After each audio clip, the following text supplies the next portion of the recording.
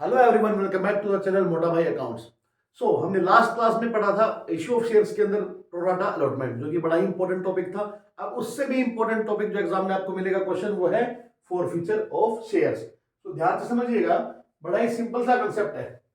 Forfeiture का मतलब क्या है sir? Cancellation of allotment of shares to the defaulting shareholders.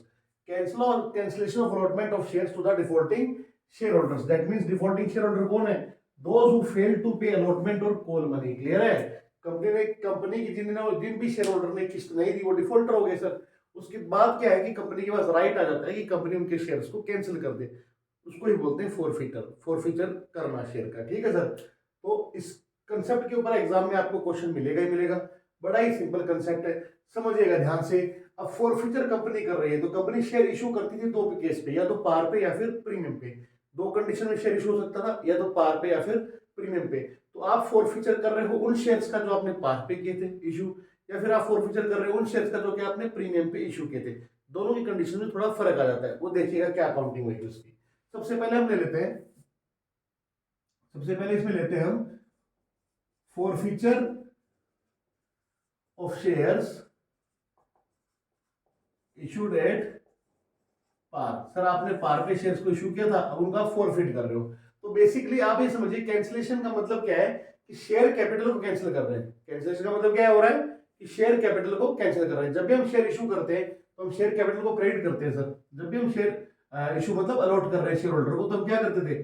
Share capital को क्रेडिट करते थे। उसने अगर हमने जब कॉल ड्यू की अलॉटमेंट की तो हमने क्या किया? शेयर कैपिटल को क्रेडिट कर दिया। हमने कॉल ड्यू की तो हमने क्या किया? शेयर कैपिटल को क्रेडिट कर दिया। तो जब भी उसको हम किस्त ड्यू कर रहे थे, हम क्या कर रहे थे? शेयर कैपिटल को हम क्रेडिट कर रहे थे। ये बात क्लियर है कि शेयर कैपिटल को हम क्या करते हैं? क्रेडिट करते हैं। अब साहब जब उनसे हम शेयर वापस ले रहे हैं तो हमें क्या करना पड़ेगा? उसी शेयर कैपिटल को कैंसिल करना है। तो कैंसिल करने के लिए उसे हम क्या करेंगे? डेबिट कर देंगे। क्या कर देंगे सर? डेबिट। तो शेयर कैपिटल अकाउंट डेबिट, ठीक है सर, ये डेबिट आ गया। अब सर यहाँ पे अमाउंट क्या आएगा? ये इंपॉर्टेंट है टॉपिक बहुत, ये मतलब कि यहाँ पे सर भाई अमाउंट आना क्या है? तो अमाउंट आएगा hold up multiply by number of shares forfeited. यहाँ पे जो अमाउंट आएगा कैसे निकलेगा? जो भी कंपनी ने अभी तक कॉल कर लिया है, जो भी कंपनी ने शेयर होल्डर से पैसा मांग लिया है, वो पैसा यहाँ पे कैंसिल हो जाएगा। मैंने क्या कहा है? जो मांग लिया है। अब सर इसमें एक बात आती है कि मान लो शेयर हमने इशू किया था प्रीमियम पे, 10 रुपए का शेयर 12 पे, और कंपनी ने 12 रुपए पूरे के पूरे मांग लिए। अब शेयर होल्डर ने लास्ट की जो फाइनल कॉल थी वो पे नहीं की, तो यहाँ पे कॉल्ड अप वैल्यू में क्या 12 रुपए आएगा? तो हम कहेंगे नहीं सर, 12 नहीं आएगा, क्योंकि 12 रुपए के अंदर 2 रुपए प्रीमियम का, कैपिटल का कितना है? 10 रुपए। तो कोल्ड अप हमेशा क्या होगा? ये कोल्ड अप हमेशा क्या होगा? कैपिटल होगा सर। कोल्ड अप कौन सा? Part of capital only.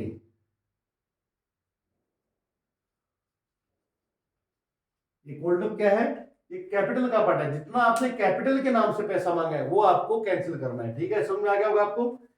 तो यहां पर ये आ जाएगा टू, मान लो शेयर होल्डर ने अलॉटमेंट नहीं दिया, तो शेयर अलॉटमेंट को हम कर देंगे क्रेडिट, कैंसिल कर देंगे।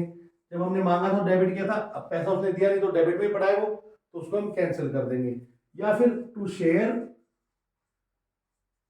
कॉल, कोई भी कॉल हो, फर्स्ट कॉल हो, फाइनल कॉल हो, तो यहां पर क्या अमाउंट आएगा सर? यहां पर क्या अमाउंट आएगा सर? भैया यहाँ पे अमाउंट आएगा जो रिसीव नहीं हुआ। यहाँ पर अमाउंट आएगा जो रिसीव नहीं हुआ, अमाउंट नॉट रिसीव्ड। जो भी शेयर होल्डर ने पैसा नहीं दिया वो यहां पर आ जाएगा सर, उसी को तो कैंसिल करना है हमें, तो ये कर दिया सर। और लास्ट में हम क्रेडिट कर देंगे to share forfeiture account, to share forfeiture account. यही एक नया अकाउंट खुल गया सर। यहां पर आएगा अमाउंट रिसीव्ड, जो अभी तक अमाउंट रिसीव हो चुका है इन शेयर्स पे जिनको कंपनी कैंसिल कर रही है, वो आ जाएगा यहाँ पर शेयर फॉरफीचर के अंदर। तो ये एक नई चीज आपको देखने को मिली, वो है शेयर फॉरफीचर अकाउंट, ठीक है जी। चलिए, नरेशन बड़ी सिंपल हो जाएगी। Being being dash dash dash number of shares forfeited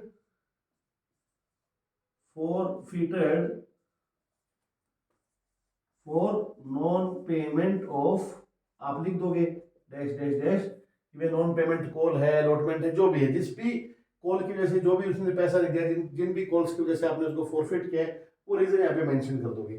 तो ऐसे करके एक एंट्री कंप्लीट आपकी हो जाएगी। ये कौन से फॉरफीचर कर रहे हो आप शेयर? वो शेयर जो आपने इशू किए थे पार के ऊपर। मोस्ट इंपोर्टेंट ध्यान क्या रखना है, यहाँ पे आएगा cold up capital multiply by number of shares forfeited. Cold up का मतलब है पार्ट ऑफ शेयर कैपिटल जो कि आपने कॉल किए, part of share capital, part of face value, part of nominal capital, clear है, जो आपने कॉल की है पार्ट ऑफ नॉमिनल कैपिटल जो आपने कॉल कर ली, ठीक है जी, ये बात आ गई। और कैंसिल करना है हमने अमाउंट नॉट रिसीव, जो रिसीव नहीं हुआ उसको हम कैंसिल कर देंगे, और जो रिसीव हुआ वो ट्रांसफर कहाँ कर देंगे, शेयर फॉरफीचर अकाउंट में। सो आई होप आपको समझ में आया होगा। आगे बढ़े, आप इसको लिख लीजिएगा, फिर मैं आगे कंटिन्यू करता हूँ। चलिए, इसके बाद जो है ऐसा हो सकता है कि कंपनी ने जो है शेयर्स जो है प्रीमियम पे इशू किए थे, क्लियर है, कंपनी ने शेयर कैसे इशू किए थे सर, प्रीमियम पे किए थे, उन शेयर्स को फॉरफिट कर रहे हैं अब। कंपनी ने शेयर इशू किए थे प्रीमियम पे, और उन शेयर्स को हम फॉरफिट अभी करना सीखते हैं, उन शेयर को कैंसिल करना सीखते हैं। तो लो भैया, अभी कराते हैं आपको।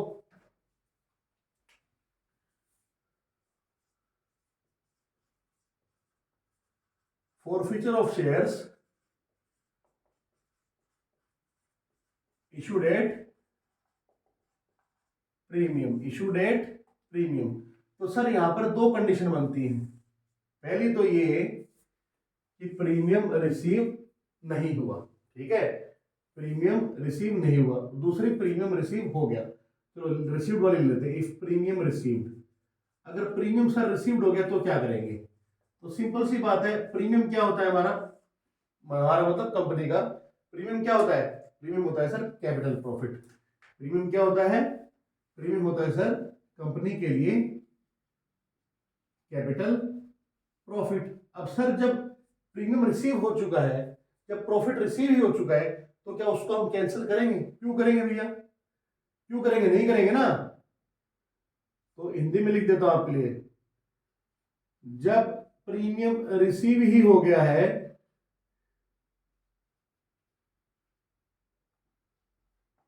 हो गया है, तो कैंसिल नहीं करेंगे, तो कैंसिल नहीं करेंगे। ध्यान रखिएगा, प्रीमियम क्योंकि रिसीव हो गया तो उसको हमें कैंसिल नहीं करना है। तो एंट्री क्या हो जाएगी सर? एंट्री हो जाएगी same as of, as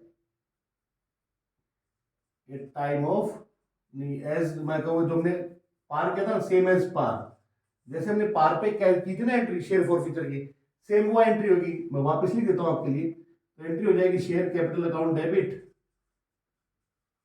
share capital account debit to share call account. आप बोलोगे सर अलॉटमेंट नहीं लिख रहे आप। अलॉटमेंट इसलिए नहीं लिख रहा बच्चों की जनरली प्रीमियम हम क्या अज्यूम करते हैं कि अलॉटमेंट के टाइम रिसीव होता है। तो जब मैं मान रहा हूं कि प्रीमियम रिसीव हो गया, दैट मींस अलॉटमेंट भी रिसीव हो गया होगा, ये मानते हुए मैं इसको यहाँ पर अलॉटमेंट नहीं कैंसिल कर रहा हूं। तो शेयर फॉरफीचर अकाउंट, ठीक है जी। तो मुद्दा भी यही है कि जब हम कंपनी से, जब शेयर होल्डर से पैसा मांगते हैं, और शेयर्स को आपने प्रीमियम पे इशू किया था, तो बेसिकली जब आप पैसा मांगते हो तभी आप प्रीमियम की एंट्री कर देते हो। आप जब कॉल ड्यू करते हो, मान लो आपने अलॉटमेंट ड्यू किया जहां पर प्रीमियम इंक्लूडेड है, तो आप एंट्री क्या करोगे सर? आप एंट्री क्या करोगे? अलॉटमेंट ड्यू की एंट्री क्या होती है अगर शेयर प्रीमियम पे हो तो share allotment to share capital to securities premium. अब सर ये पैसा आया ही नहीं, ये पैसा आया नहीं, तो इन दोनों चीजों को तो कैंसिल करना पड़ेगा ना हमें, इसलिए हम लोग कोल्ड अप वैल्यू को यहाँ पर लिख देते हैं, कैंसिल कर देते हैं। और क्योंकि पैसा नहीं आया तो इसको कैंसिल करेंगे, पैसा नहीं आया तो इसको कैंसिल करेंगे, और अगर पैसा आ चुका है तो इसको कैंसिल करने की जरूरत नहीं है। तो जब पैसा आ गया तो हमने इसको कैंसिल नहीं किया। तो दूसरा केस हम क्या लेंगे, पैसा रिसीव नहीं हुआ प्रीमियम का, इफ प्रीमियम नॉट रिसीव्ड। अगर प्रीमियम नॉट रिसीव्ड है तो आपको समझ में आ चुका होगा, अगर प्रीमियम नॉट रिसीव्ड है तो क्या होगा सर? तो हम सर प्रीमियम को कैंसिल कर देंगे। प्रीमियम अगर रिसीव नहीं हुआ तो हम क्या करेंगे, प्रीमियम को कैंसिल कर देंगे। तो एंट्री हो जाएगी share capital account debit, share capital account debit to share, sorry, securities premium account debit, capital में तो क्या जाएगा, called up multiply by number of shares, और प्रीमियम में प्रीमियम का अमाउंट आ जाएगा। ठीक है जी, तो हमने प्रीमियम हमको रिसीव नहीं हुआ, इसलिए हम क्या कर रहे हैं, प्रीमियम को अब कैंसिल कर रहे हैं। टू शेयर अलॉटमेंट अकाउंट, जो अमाउंट रिसीव नहीं हुआ, टू शेयर कॉल अकाउंट, जो अमाउंट रिसीव नहीं हुआ, and to share forfeiture account, जो अमाउंट रिसीव हो गया। तो यहां पे आएगा अमाउंट नॉट रिसीव्ड, यहां पे आएगा अमाउंट रिसीव्ड। जो रिसीव हो गया वो हमने, कंपनी ने जब्त कर लिया, कंपनी उस पैसे को खा गई। समझ में आ गई बात। तो ये यहां पर आपके कंसेप्चुअल अगर बात करें तो शेयर फॉरफीचर का यही कंसेप्ट है, इतना ही कंसेप्ट है, ये कंप्लीट होता है। इसको और अच्छे से हम क्वेश्चन की हेल्प से समझेंगे, आप इसको नोट डाउन कर सकते हैं बच्चों। चलिए देखते हैं, दो एग्जांपल है जिनसे आपको कंसेप्ट सारा क्लियर हो जाएगा। सबसे पहला एग्जांपल क्या है कि एक्स लिमिटेड फॉरफिट कर रही है 100 शेयर्स, जो कि इश्यू किए थे पार पे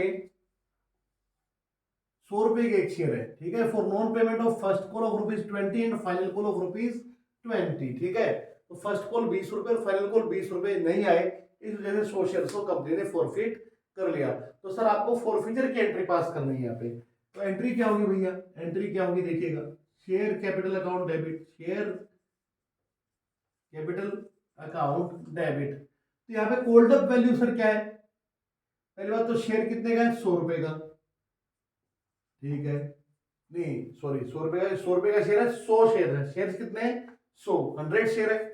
और कोल्ड अप वैल्यू क्या है सर, यहाँ पर क्वेश्चन ने आपको कह दिया कि फाइनल कॉल नहीं दी, फर्स्ट कॉल नहीं दी और फाइनल कॉल नहीं दी। अब क्वेश्चन आपको कह रहा है कि फाइनल कॉल नहीं दी, तो कब नहीं दी, इसका मतलब भाई क्वेश्चन आपको क्या बोलना चाह रहा है कि फाइनल कॉल नहीं दी, इसका मतलब क्या है कि कंपनी फाइनल कॉल मांग चुकी है। क्लियर है, तो फाइनल कॉल तक पैसा मांग लिया, दैट मींस पूरा पैसा कंपनी कॉल कर चुकी है, तो पूरा का पूरा 100 रुपए यहाँ पे आ जाएगा। ठीक है सर, तो 100 रुपए हमारी कोल्ड अप वैल्यू होगी, 100 शेयर्स हैं तो 10,000 रुपए की शेयर्स कंपनी फॉरफिट कर रही है बच्चों। चलो भैया इसको हमने फॉरफिट किया तो कैपिटल को हमने कैंसिल कर दिया, डेबिट कर दिया। ठीक है, बहुत अच्छी बात। अब क्या करें सर, अब भैया पैसा दिया किसका नहीं है, फर्स्ट कॉल का और फाइनल कॉल का। तो जो पैसा नहीं दिया, जो पैसा नहीं दिया टू शेयर फर्स्ट कॉल, उन्हीं इंस्टॉलमेंट को हम कैंसिल करेंगे, उन्हीं इंस्टॉलमेंट को हम कैंसिल करेंगे। To share first call, to share final call account. तो 100 मल्टीप्लाई बाय 20, 100 मल्टीप्लाई बाय 20। ठीक है, तो ये पैसा आया नहीं, तो इसको हम कैंसिल कर देंगे, 2,000 रुपए, 2,000 रुपए। तो सर इसका मतलब क्या है कि 6,000 रुपए आ चुके हैं, बिल्कुल आ चुके हैं। जो आ चुके हैं वो कंपनी का क्या हो जाएगा, प्रॉफिट हो जाएगा, कंपनी उसको खा जाएगी। टू शेयर फॉरफीचर अकाउंट, ये वो पैसा है जो कंपनी रिसीव कर चुकी है सर। क्लियर है, being 100 shares forfeited for non-payment of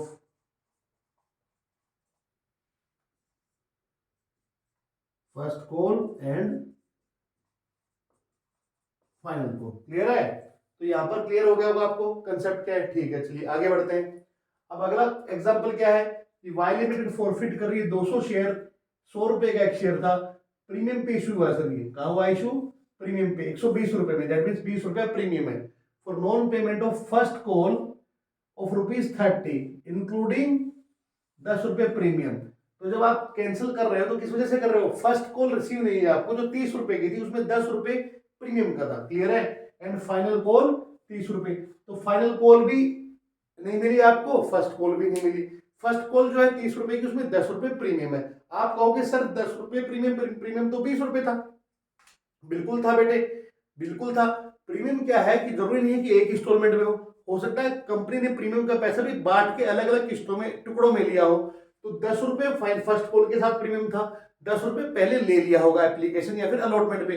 in absence of information क्या हम समझते हैं, हम क्या सोचेंगे कि अलॉटमेंट के टाइम 10 रुपए प्रीमियम ले लिया होगा, अब जो है फर्स्ट कॉल के टाइम प्रीमियम नहीं मिला। क्लियर है सर, तो बहुत बढ़िया बात।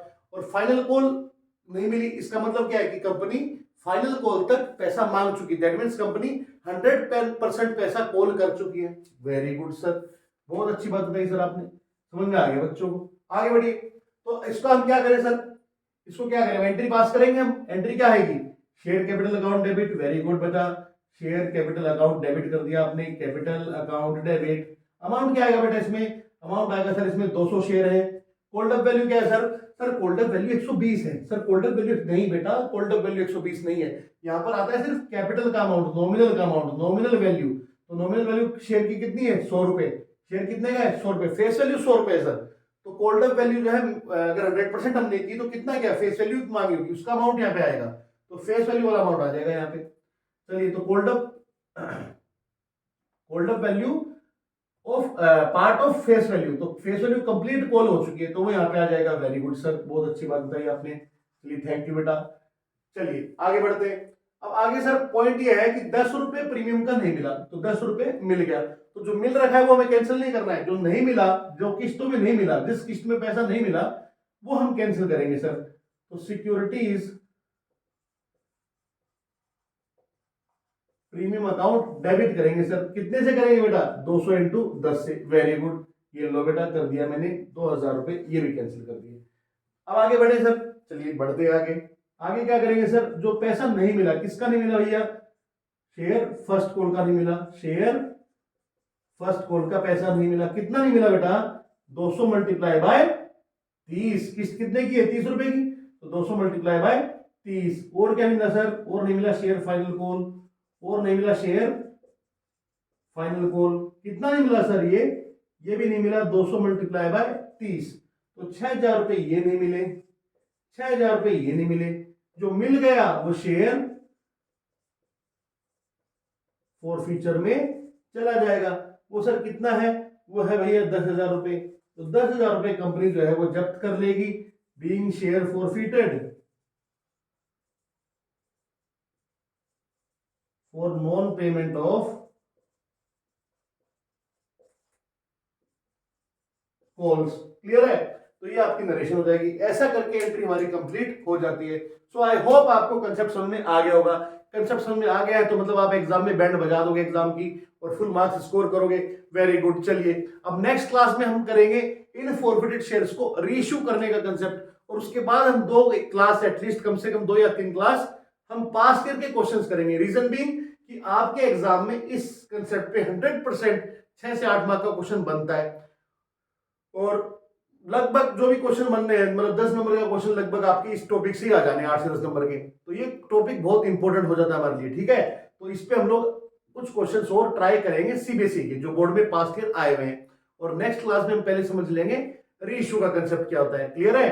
तो चलो बच्चों, इसी के साथ क्या करना है आप जानते हो।